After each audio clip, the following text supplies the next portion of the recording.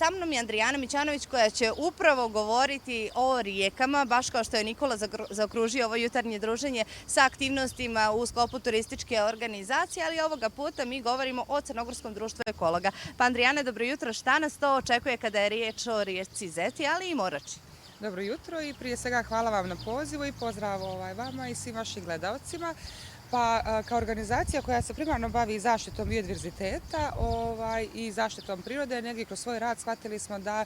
ne može postojati prava zaštita u pravom smislu te riječi koliko zapravo lokalno stanovništvo i građani nemaju također istu tu svijest da područje mora biti zaštićeno, da je vrijedno i kako se prema njemu treba ophoditi. I negdje smo kroz godine rada shvatili da aktivnosti poput kampova za mlade, za različite uzraste, bukvalno od male djece pa sve do studenata su najbolji mogući način da se prije svega mladi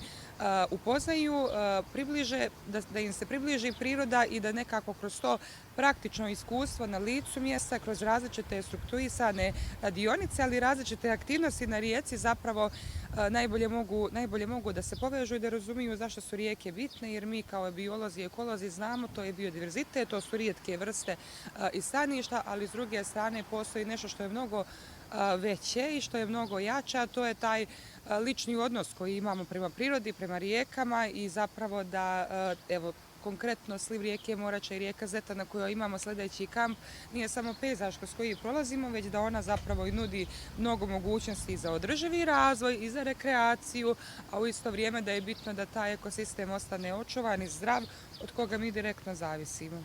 Tu će biti i škola kajaka na Morači i na taj način će i kroz zabavu i jednu lijepu sportsku aktivnost svi oni koji su Podgorici imati priliku i da se voze rijeku.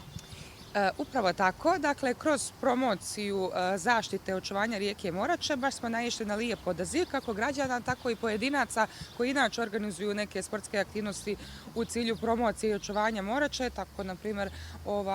radimo već nekolike kajakaške akcije na Zeti sa Kajak Team Montenegro, na Komarnici, na sjeveru radimo sa Balkan Expeditions, a od skoro smo uspostavili saradnju i sa kajakaškim klubom Morača u Podgorici, gdje negdje zajedno oni kao sportisti, kao profesionalci, mi kao ekolozi koji poznaju vrijednost te rijeke, želimo da što više ljudi, ne mogu da kažem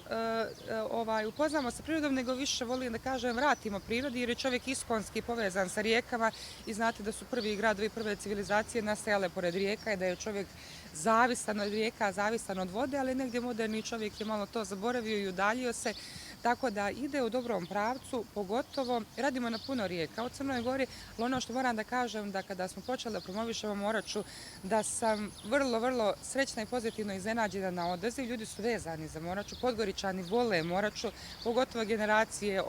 malo starije generacije, tako da mislim da je ovo jedan lijep način i pored kajak akcija i kampova imamo mi radionice za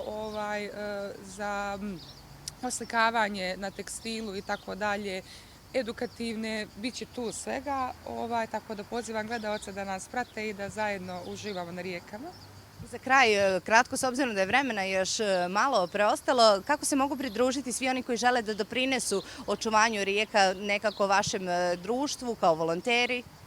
Da, naravno, ovaj prostor za volonterizam uvijek ima, pored ovih promotivnih i lijepih aktivnosti, vrlo često imamo i akcije čišćenja, iako negdje u posljednje vrijeme često možemo čuti da akcije čišćenja nisu toliko efikasne. Jesu efikasne iz razloga što mi još uvijek sistemski nemamo regulisano pitanje upravljanja otpada, a sa druge strane, pored velikih zagađivača, kompanija i tako dalje, i dalje imamo tu negdje vrlo nisku svijest o pravilnom odlaganju otpada i u tom smislu su ove akcije važne zbog podizanja svijesti. Tako da eto, ono što također bih voljela za kraj da kažem da niko nije mali da napravi promjenu. Često možemo čuti ja jedan ne mogu da uradim ništa, mogu da uradim puno, mogu da inspirišem druge. Mi smo krenuli od malih akcija, od male grupe ljudi, sad imamo značajnu grupu volontera koji su sa nama, tako da sigurna sam da će ljudi biti inspirisani nakon ove emisije da nam se pridruže. Andrijana, hvala vam puno na ovom uključenju. Eto, i mi ćemo apelovati na sve građane, prije svega da budu odgovorni, da čuvaju rijeke, da čuvaju svoju životnu okolinu